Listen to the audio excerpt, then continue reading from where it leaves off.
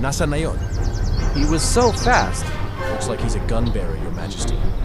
Colonel, you don't need to make it. All right, this is the time. Don't act like a child. Hey!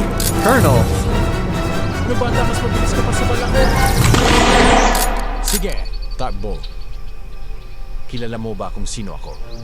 I'm sorry, sir. I don't understand your language. I said, do you know me? Colonel. Say it properly. Colonel Blade. All right. Down your pistol. What is your name? Benicio. Nice name. But can I call you Vin? It's fine, Colonel. All right, come with me. Di ko alam kung bakit siya naging masungit. Like, anong ginawa kong mali? Ang drama mo naman. Siyempre, nasabi ni Kuya yon dahil mainit ang ulo niya. Ikaw ba? Pag may kasalanan sa'yo, ang isang tao, hindi ba't minsan kay hirap patawarin at magagalit pa tayo? At minsan na idadamay pa natin ang iba. Tama ba? Tama. At alam mo ba kaya kanya sinabihan nang huwag kang manggialam sa mga gagawin niya? Simpleng dahilan lang, dahil ayaw niyang madamay ka. Ayaw niyang mapahamak ka. Kasi mahal ka niya.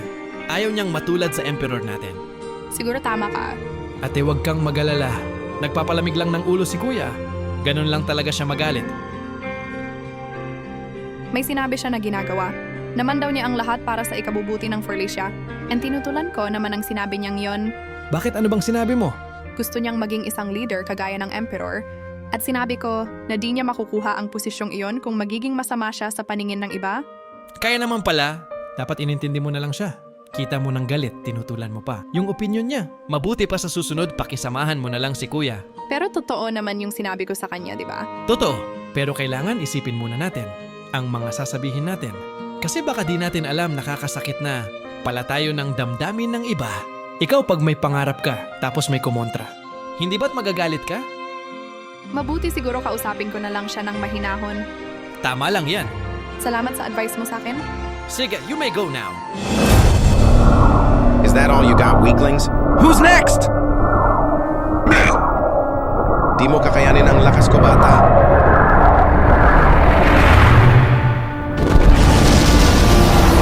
Oh, look, who's here? Where are your allies, Dragon? Sino lang ba nakikita mo dito? Di ba ako lang? Yan nga rin gusto ko itanong sa'yo. Where's your master? And I want to beat his face against a wall until it's looked like a monster that he is. Well, well, well. Look who's here. You can't stand a chance, kid. Mag-isa ka lang, dalawa kami. Paano ka lalaban? You're going to bite me? Like a dog. Stop yapping and fight me!